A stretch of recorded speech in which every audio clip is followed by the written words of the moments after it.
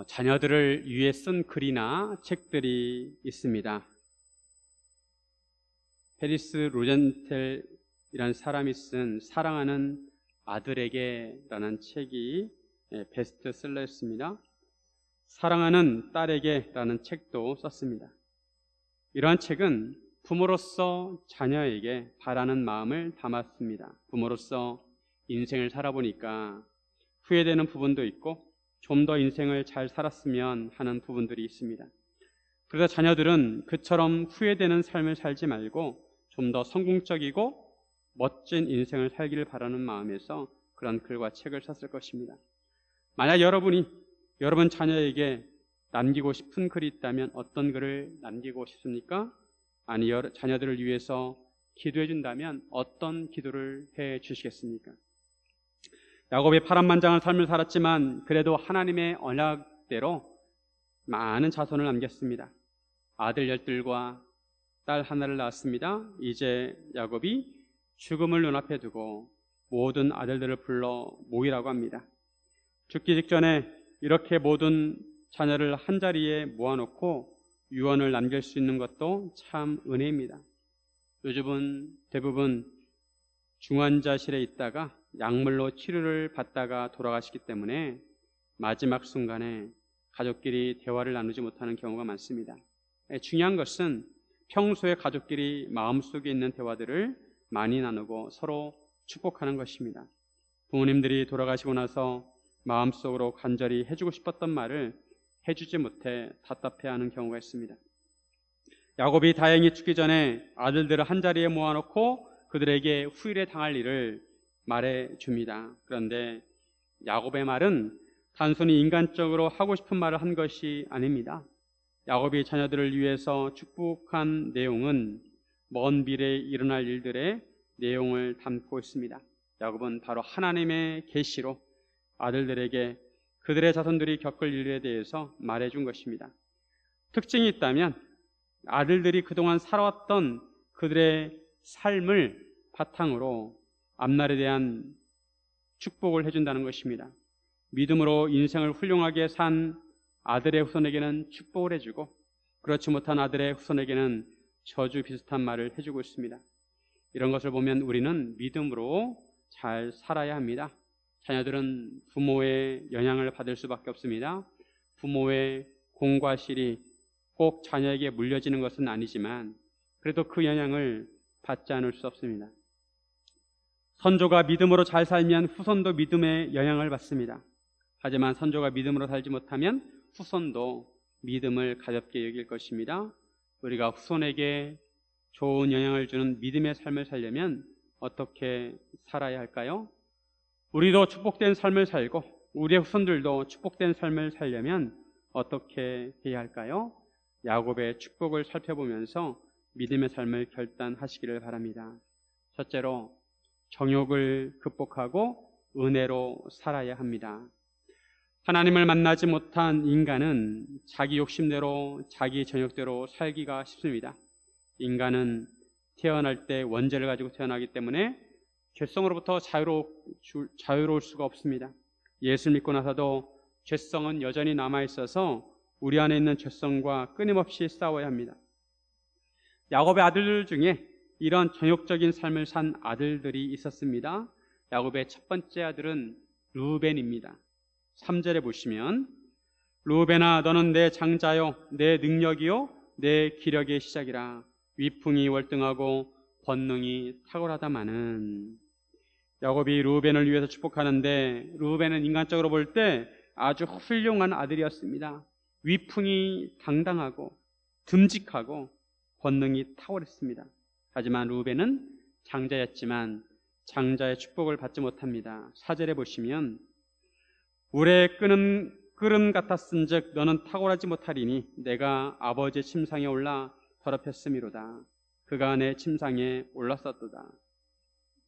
르우벤은 성격이 물이 끓는 것 같았습니다. 물이 끓으면 어떻게 될까요? 주전자나 솥에 물을 끓이면 물이 흘러 넘칩니다. 그것처럼 르우벤은 자신의 끓어넘치는 정욕을 주체하지 못하고 절제하지 못했습니다. 그는 아버지의 침상을 더럽혔습니다. 아버지의 첫 비라와 동참하였습니다. 이것은 아버지에게 씻을 수 없는 수치를 안겨준 것입니다. 르우벤은 일생일 때 죄를 지었습니다. 율법에 의하면 이런 자는 처형을 당했습니다. 이로 인해 르우벤은 장자의 축복을 받지 못합니다. 장자의 특권이 물거품처럼 사라지게 되었습니다. 그렇다고 그 다음에 태어난 둘째가 장자의 축복을 받은 것이 아닙니다. 둘째는 시몬이었는데 둘째 시몬과 셋째 레위도 자기의 정욕을 절제하지 못해서 장자의 축복을 받지 못합니다. 야곱은 시몬과 레위를 함께 묶어서 기도합니다. 시몬과 레위는 형제요, 그들의 칼은 폭력의 도구로다. 시몬과 레위는 아버지와 상의하지 않고 세겜 사람들을 도륙하였습니다. 물론 세겜이 그들의 여동생 디나를 강간해서 야곱의 가족의 치욕을 느끼게 하였습니다. 그런데 이 사건을 계기로 세겜은 디나와 결혼하려고 했습니다.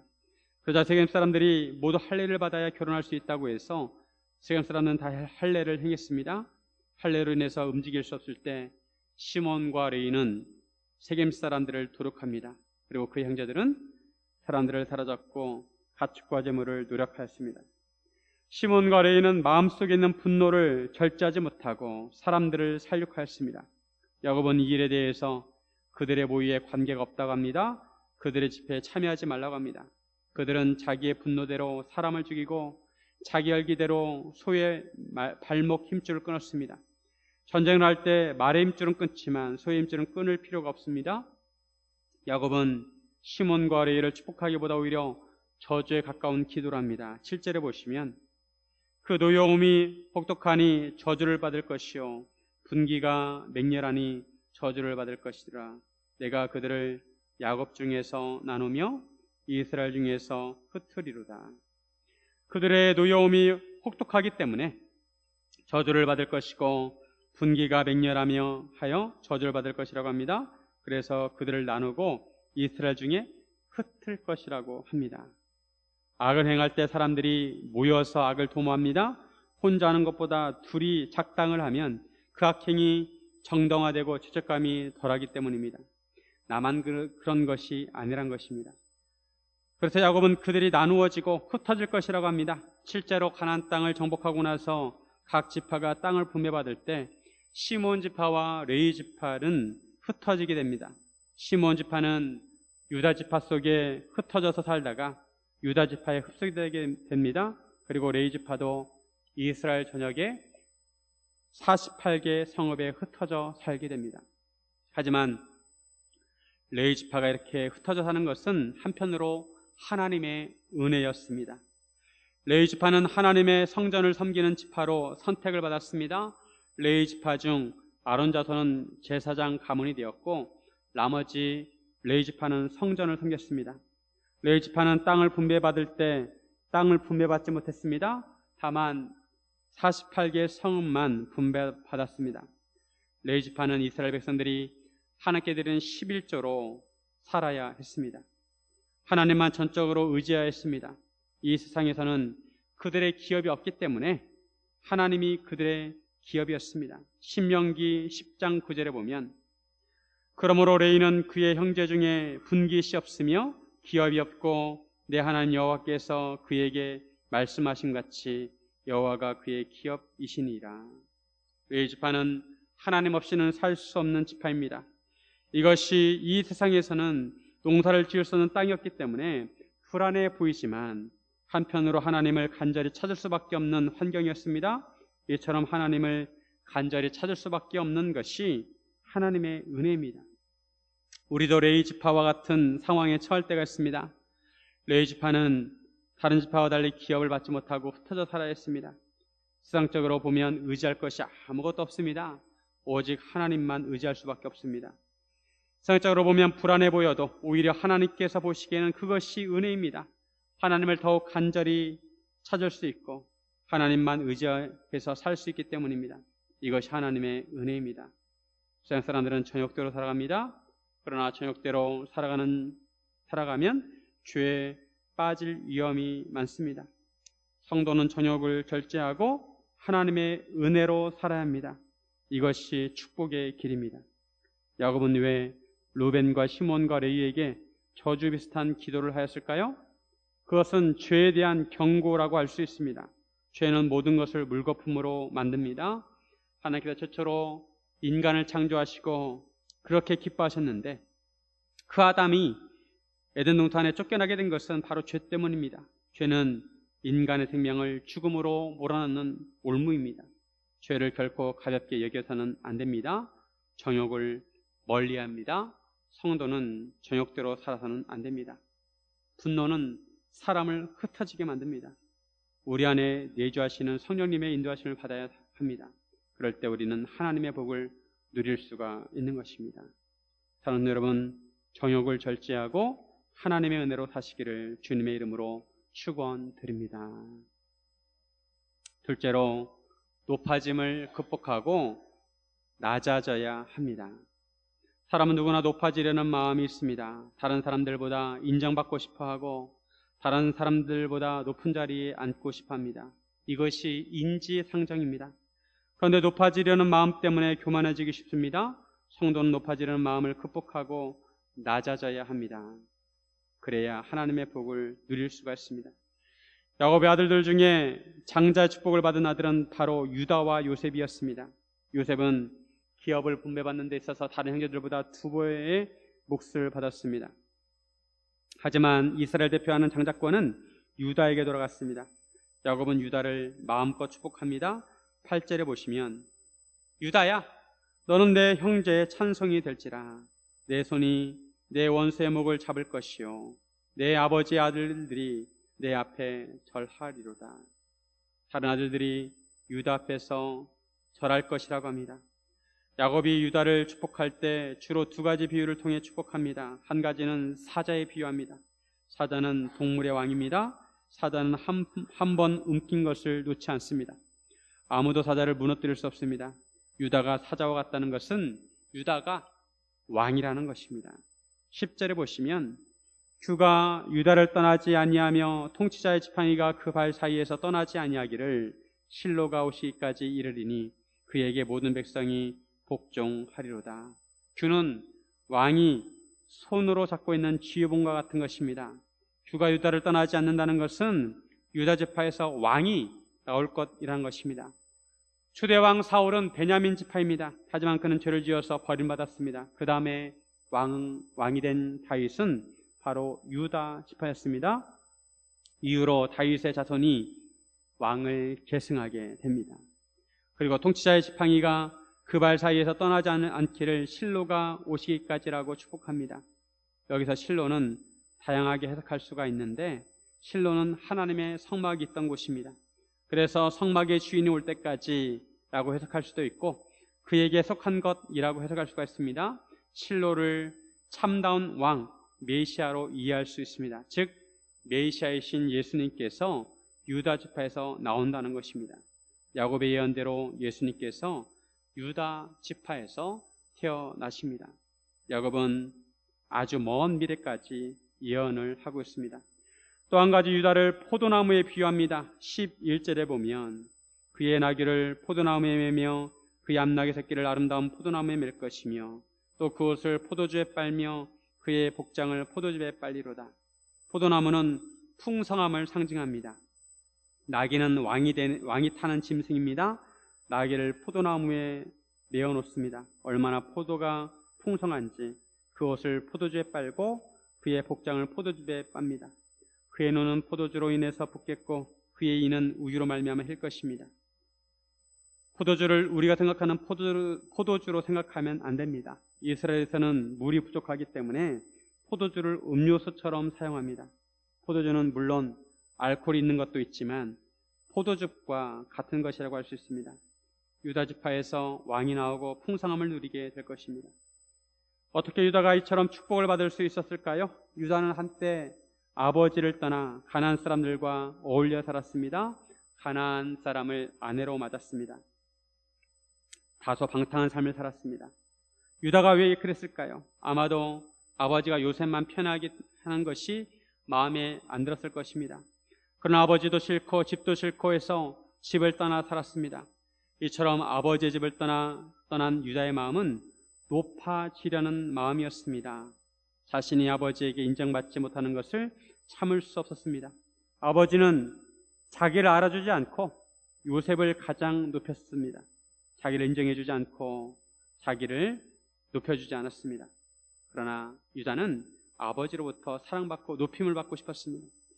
그러나 아버지는 자기를 그렇게 대하지 않았습니다. 이런 것에 불만을 품고 유다는 집을 나가버렸습니다. 그러나 아시다시피 집을 나간 유다는 많은 아픔을 겪습니다. 첫째와 둘째 아들을 잃어버리고 아내도 잃었습니다. 막내를 보호하려다가 며느리 다말과 동침을 하게 됩니다. 고의는 아니었지만 결과적으로 그렇게 되었습니다. 이런 과정을 통해 유다는 연단을 받습니다. 고생을 많이 하였습니다.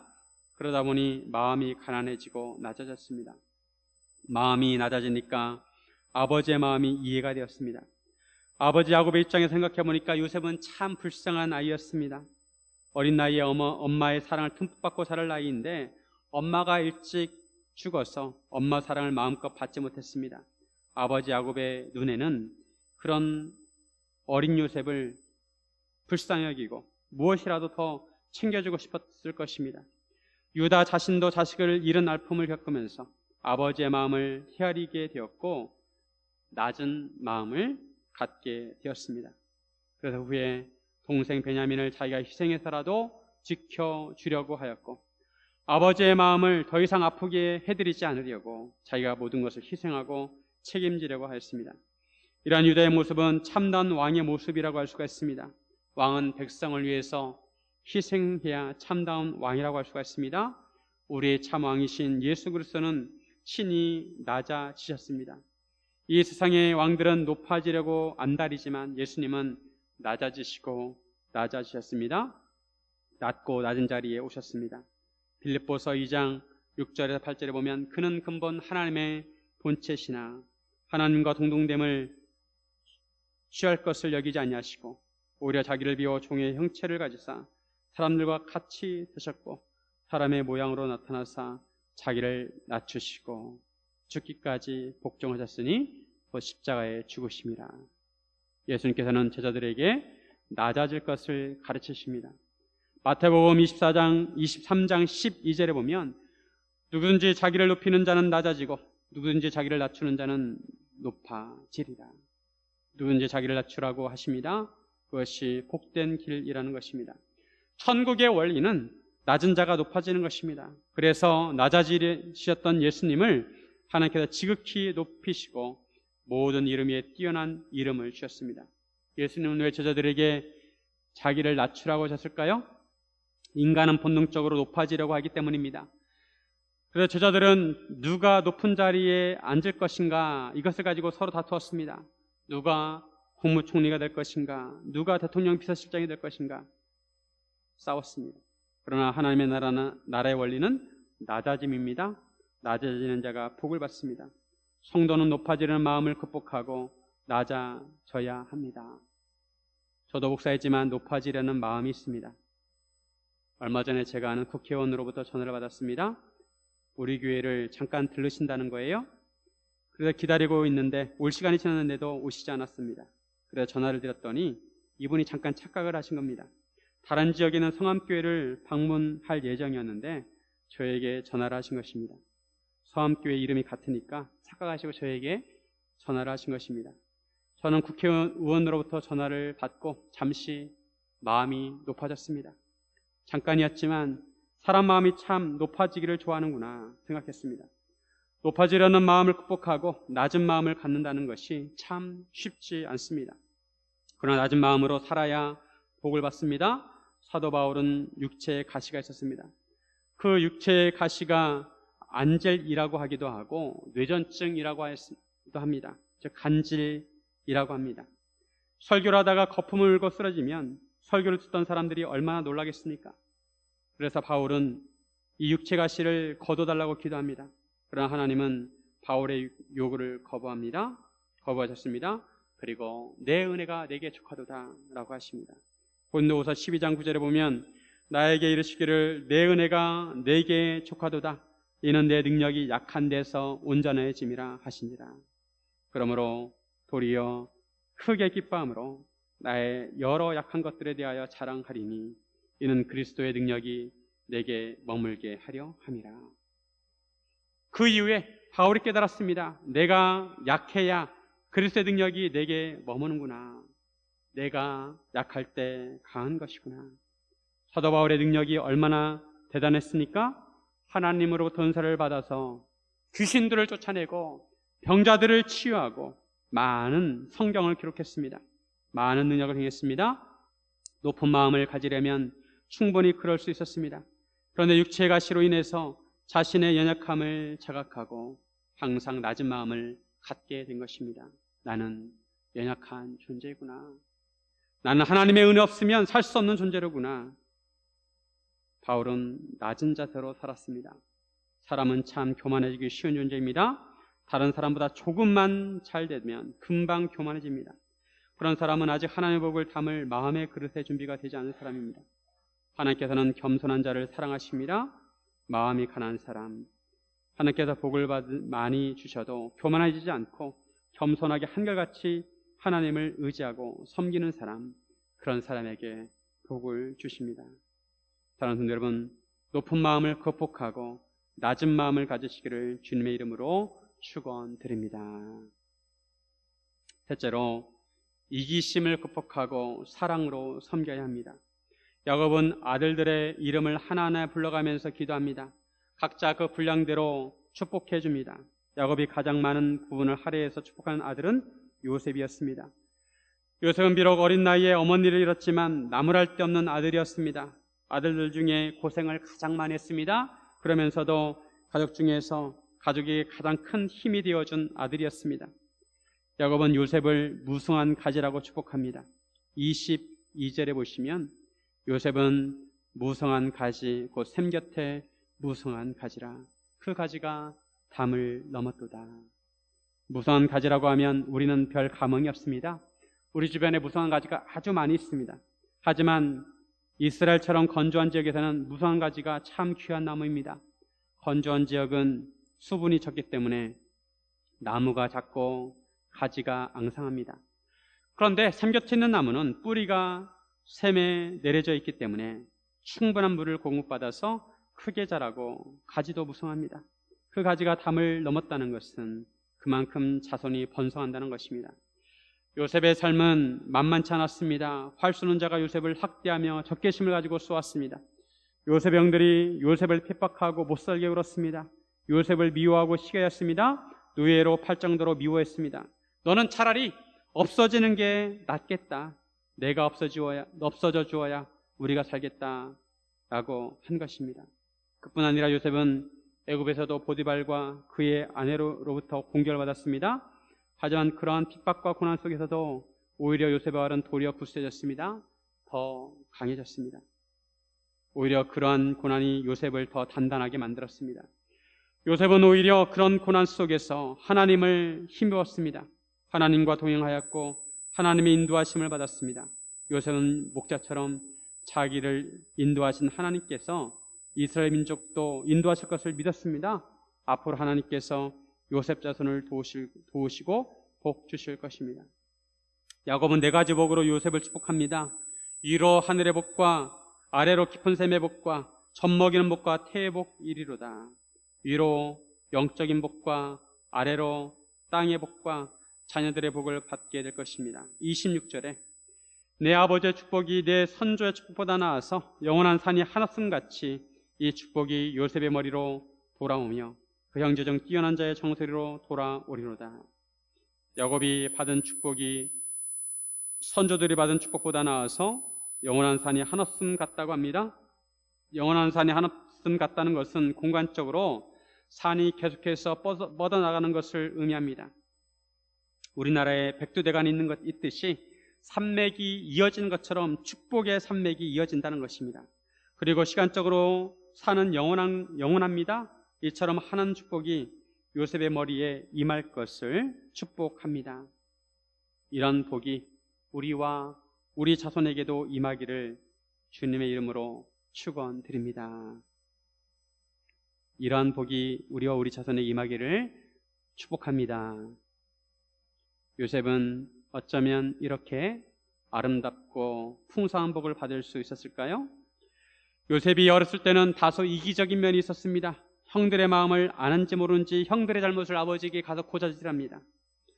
어렸을 때는 자기만 알았습니다. 아버지가 지은 채색옷을 형들 앞에서 자랑하듯이 입고 다녔을 것입니다. 좀 철이 없었습니다. 그러다가 애굽에서 노예로 살면서 다른 사람의 마음을 잘 헤아리게 되었습니다. 노예는 주인의 마음을 잘 헤아려야 합니다. 주인이 말하지 않아도 눈빛만 보아도 주인이 무엇을 원하는지 파악해야 합니다. 그래야 유능한 노예였습니다. 요셉은 그것을 잘했습니다. 그래서 보디발 가정의 총무가 되었습니다. 요셉은 애굽에서 고생을 하면서 한편으로 형들에 대해 원망하는 마음도 있었겠지만 한편으로 형들의 마음을 헤아렸을 것입니다. 아버지로부터 사랑받지 못하는 것이 어떤 마음인지 헤아렸을 것입니다. 그리고 요셉은 나중에 형들을 다시 만났을 때 잠시 그들을 시험하지만 그들의 잘못에 대해 복수하지 않습니다. 오히려 그들을 용서하고 보살펴주고 사랑해 주었습니다. 살 길을 마련해 주었습니다. 그들에게 채색옷보다 더 좋은 옷을 입혀 주었습니다. 요셉은 예수님께서 성도들에게 바라시는 삶을 살았습니다. 요셉은 원수를 사랑하는 삶을 살았습니다. 그럴 때 요셉 자신뿐만 아니라 그가 속한 야곱의 가족에게 하나님의 복이 임하게 됩니다. 이스라엘 자손이 번성하게 되고 민족을 이루게 되고 하나님이 주인이신 나라를 세우게 됩니다. 이처럼 하나님 말씀대로 살면 복이 임하게 됩니다. 웃으면 복이 오지만 확실한 것은 말씀대로 살면 복이 옵니다. 인내하면 복이 옵니다. 이기심을 십자가에 못 박고 예수님처럼 원수를 사랑하면 복을 받습니다. 사랑하는 성도 여러분, 이기심을 극복하고 사랑으로 섬기기를 바랍니다. 그러면 하나님의 나라의 복을 누리게 될 것입니다. 여러분은 자녀들을 위해서, 자손들을 위해서 어떤 축복을 하고 있습니까? 자녀들을 위한 기도문을 한번 써보시면 어떻겠습니까? 자녀들을 위한 기도문 중에 유명한 네거다 장군의 자녀를 위한 기도문이 있습니다. 그 일부를 읽어보면 내게 이런 자녀를 주시옵소서. 약할 때 자기를 돌아볼 줄 아는 여유와 두려울 때 자신을 잃지 않는 대담성을 가지고 정직한 패배를 부끄러워하지 않고 태연하며 승리에 겸손하고 온유한 자녀를 내게 주시옵소서. 생각해야 할 때 고집하지 말게 하시고 주를 알고 자신을 아는 것이 지식의 기초임을 아는 자녀를 내게 허락하옵소서. 원하옵나니 그를 평탄하고 안이한 길로 인도하지 마시고 고난과 도전에 직면하여 분투 한가할 줄 알도록 인도하여 주시옵소서. 그리하여 폭풍우 속에서도 용감히 싸울 줄 알고 패자를 관용할 줄 알도록 가르쳐 주시옵소서. 참 훌륭한 기도문입니다. 자녀들이 이렇게만 자라준다면 더없이 감사할 것입니다. 이 기도문이 훌륭한 것은 성경 말씀과 맥이 통한다는 것입니다.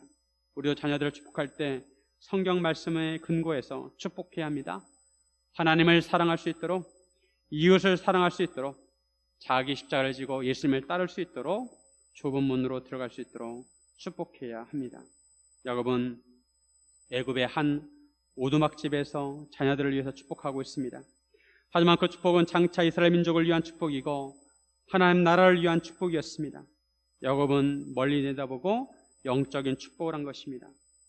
사랑하는 여러분, 우리 자신이 하나님 말씀대로 살아서 하나님의 복을 누리고 또한 우리 자녀들을 축복하여 그들이 하나님 나라의 복된 길을 가기를 주님의 이름으로 축원드립니다. 이렇게 기도하겠습니다.